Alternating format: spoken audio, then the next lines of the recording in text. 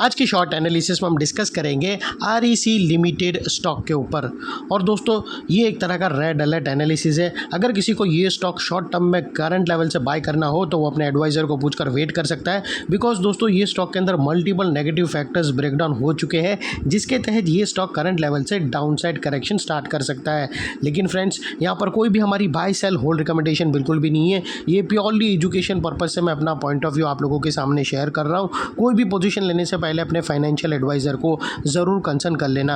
और हाँ दोस्तों, अगर कोई यहाँ पर प्रॉफिट में हो, क्योंकि दोस्तों अगर आप देखो तो 2 हफ्ते पहले यहाँ पर एक पॉजिटिव पैटर्न ब्रेकआउट हुई थी। हमने इसका वीडियो नहीं बनाया था, लेकिन यहाँ पर अगर किसी ने वो पैटर्न ब्रेकआउट के ज़रिए यहाँ पर अगर पोजीशन लिया हो, यहाँ पर एक inverted head and shoulder pattern बनी थी और उसके टारगेट के नियर बाय से ही यहाँ से रिवर्सल आया है, तो उसका जो रिवर्सल पॉइंट है उसकी अहमियत बढ़ जाती है, क्योंकि वो स्टीफ रेजिस्टेंस से रिवर्सल दिया है। तो यहाँ पर अगर कोई प्रॉफिट में भी है तो अपने एडवाइज़र को पूछकर ट्रेलिंग स्टॉप लॉस देकर यहाँ पर ट्रेड को वाइंड अप कर सकता है।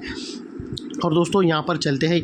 और दोस्तों जिस किसी ने लॉन्ग टर्म के लिए लिया है उन लोगों को डरने की बात नहीं, ये जो फॉल आ रहा है ये शॉर्ट टर्म के लिए है। जिसने शॉर्ट टर्म के लिए अगर कोई ट्रेडिंग पोजीशन लिया है या फिर लेना वाला चाहता हो बाई साइड की तरफ, तो ज़रा वेट कर लेना दोस्तों। और चलते हैं यहाँ पर सीधा चार्ट की तरफ।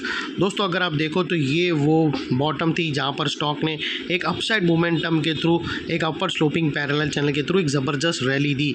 और जब तक स्टॉक ये अपर स्लोपिंग पैरेलल चैनल में था, यहाँ पर कुछ हायर हाइज ट्रिगर होते गए। दोस्तों अगर आप देखो तो फर्स्ट हायर हाइज यहाँ रजिस्टर्ड हुआ, सेकेंड हायर हाइज यहाँ पर और लास्ट हायर हाइज यहाँ रजिस्टर्ड हुआ। और जैसे ये upper sloping parallel channel down side में ब्रेकडाउन हुई, फर्स्ट टाइम दोस्तों इसके जो हायर हाइज थे वो लोअर लोज में थ्रेट हुए क्लोजिंग बेसिस पे, जो हमें कंफर्म करता है कि स्टॉक के अंदर बाई साइड पे खड़े रहना एक बहुत बड़ा ट्रैप साबित होगा। एज लॉन्ग एज इसके हायर हाइज के ऊपर कंफर्म क्लोजिंग ना मिले तब तक दोस्तों बाइंग अवॉइड बेस्ट डिसीजन रहेगा। और सेकेंडली दोस्तों यहाँ पर अगर ये जो ट्रेलिंग स्टॉप लॉस यहाँ पर हिट हुआ है लोअर लॉस को कंफर्म करते, तो यहाँ पर अगर आप प्रॉफिट बुक में भी हो, प्रॉफिट में भी हो शॉर्ट टर्म के लिए, तो यहाँ पर प्रॉफिट बुक कर सकते हो अपने एडवाइज़र को पूछकर, क्योंकि ये जो लेवल है वो ट्रेलिंग स्टॉप लॉस के लेवल है जो ट्रिगर हो चुके हैं। और यहाँ से फिर डाउन साइड लेग स्टार्ट होती है दोस्तों, जिसके ऊपर आज हम की फोकस करेंगे। तो यहाँ पर ऑलरेडी हमें 2 मेजर नेगेटिव सिग्नल मिल गए। Upper sloping parallel channel down side में ब्रेकडाउन हो गई, जिसकी वजह से जो मोमेंटम मेंटेन था वहाँ अप साइड की तरफ वहाँ पर ब्रेक लग गई और इसके हायर हाइज थे वो लोअर लोज में शिफ्ट हो गए। और दोस्तों बात कर लेते हैं यहाँ पर डाइवर्शन की। तो फ्रेंड्स अगर आप MACD डालकर चेक करो तो आपको यहाँ पर क्लियरली नेगेटिव डाइवर्शन विटनेस होगा।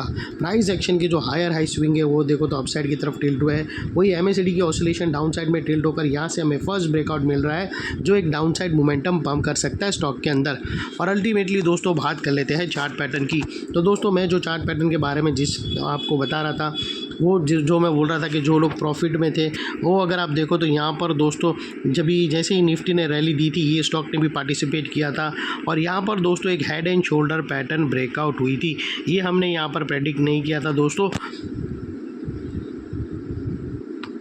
ये ज़बरदस्त पैटर्न यहाँ पर ऑलरेडी यहाँ प्रीवियसली ब्रेकआउट हो चुकी थी और उसके टारगेट के नियर बाय ही दोस्तों टारगेट के पास जो रेजिस्टेंस था वहाँ से ही सेलिंग प्रेशर आया है। और यहाँ पर अगर फ़िलहाल अभी देखो तो यहाँ पर दोस्तों जो रीसेंट पैटर्न बनी है वो नेगेटिव स्ट्रक्चर की बनी है और वो है दोस्तों डिसेंडिंग ट्रायंगुलर चार्ट पैटर्न जो ऑलरेडी ब्रेकडाउन हो चुकी है। और यहाँ से जो स्टॉक का डाउन साइड में जो टारगेट लाएगी दोस्तों यहाँ से जो फ़िलहाल मैं ये हेड एंड शोल्डर निकाल देता हूँ दोस्तों।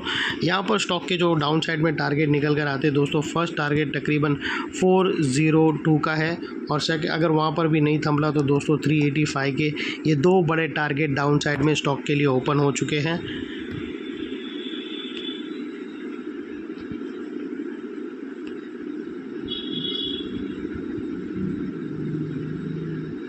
और दोस्तों बात कर लेते हैं वो लेवल की जिसके ऊपर अगर स्टॉक ने क्लोजिंग दिया तो यहाँ पर हमें शॉर्ट कवरिंग बाउंस अपसाइड में देखने मिल सकता है।